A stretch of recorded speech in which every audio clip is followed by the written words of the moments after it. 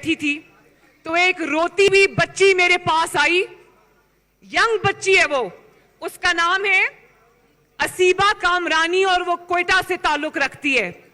उसके 3 जवान भाइयों को घरों से उठा लिया गया और कई साल हो गए आज तक उन 3 भाइयों का कुछ पता नहीं है। Shem Shem Shem. और वो कहती है कि मेरे भाइयों का, मेरे जो 3 जवान भाई थे, उसने अपने मोबाइल फोन पे मुझे उनकी तस्वीर दिखाई।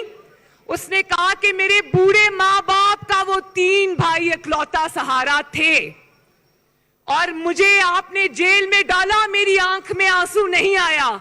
मेरी माँ वहां पर मर गई, मेरी आंख में आंसू नहीं आया।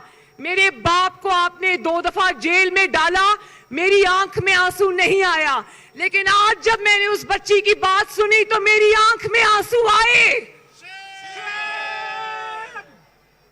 शर्म करो, शर्म करो, शर्म करो। और कहां है वो बच्ची? जरा, ये बच्ची है वो, ये खड़ी है वो बच्ची। 3 भाई इसके लापता हैं, 3 भाई। खुदा का खौफ करो, तुम्हारे भी बच्चे हैं। जरा अपने ऊपर इस चीज को तारी करके सोचो कि क्या गुजरती है जब एक माँ बाप के 3 बेटे गायब होते हैं। मर जाए कोई तो सुकून आ जाता है, लेकिन जब आपको ये पता चले कि पता नहीं वो मुर्दा है या जिंदा है या वो कहां है, तो सोचो उन माँ बाप पर, उन बहन भाइयों पर क्या गुजरती होगी। सोचो, अल्लाह ताला के कहर को आवाज ना दो। इनकी बद्दुआ में और आसमान में कोई हिजाब नहीं है। खुदा का वास्ता है, अल्लाह ताला का वास्ता है, होश के नाखुन लो। अपने ही लोगों से सुतेले लोगों जैसा सलूक मत करो।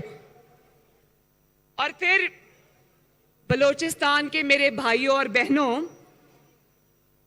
हमें यह पता चलता है कि ये लोग ये समझते हैं कोई क्वेटा के अवाम को या बलोचिस्तान के अवाम को अपने नुमाइंदे चुनने का कोई हक नहीं है।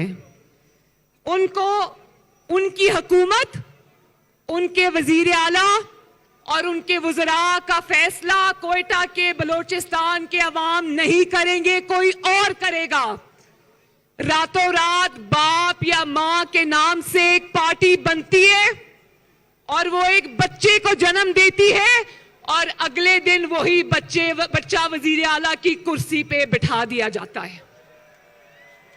Shem Shem Shem.